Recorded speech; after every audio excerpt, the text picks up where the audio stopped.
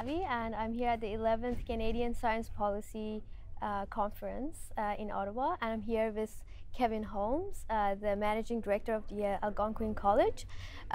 We are thrilled to have you here, Kevin, and so I'm wondering if you can tell us more about yourself and the Algonquin College in the Canadian science policy landscape. Yeah, so I worked in a research lab in the University of Ottawa for 20 years in a hospital setting, doing advanced research and commercialization of medical technology. And then I moved over to the college research system. And now I run a social innovation lab at Algonquin College, as well as I oversee health technology projects at the college.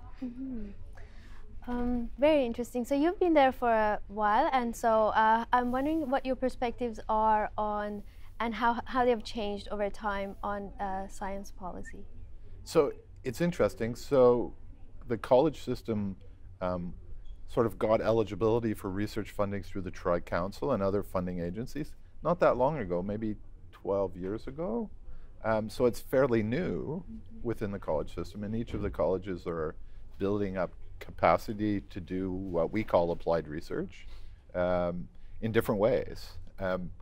But from a policy point of view, there are challenges, of course. There are exclusions. One of the things that we're frequently are asking funding agencies to please remove the exclusion of colleges and just open it up to everyone.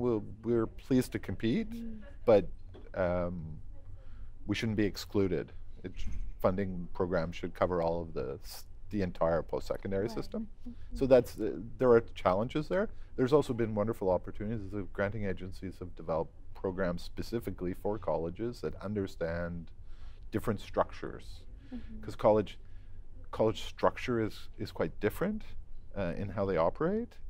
So the funding programs don't necessarily work if you just take the university model and say, here, apply this.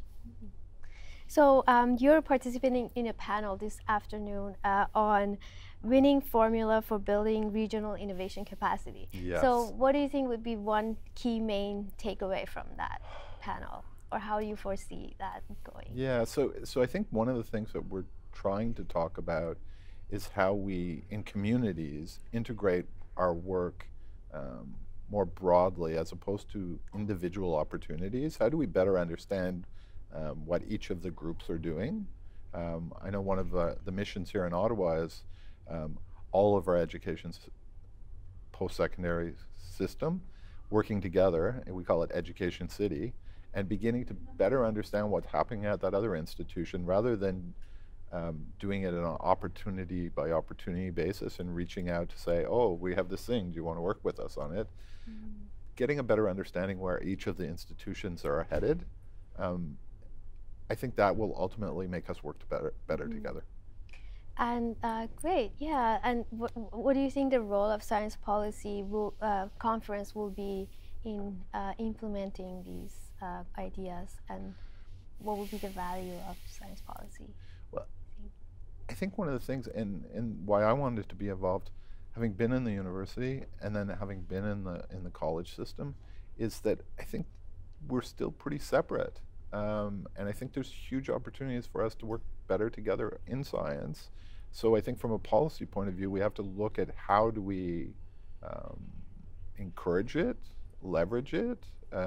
There's a lot of really good opportunities, but without us knowing well about each other, we may not actually find them. Right. Well, yeah, so you definitely have unique perspectives on the role of colleges and universities, and I really look forward to your panel this afternoon. And the CSPC has been thrilled to have you here, so thank you very much for your contributions. Thank you for having me.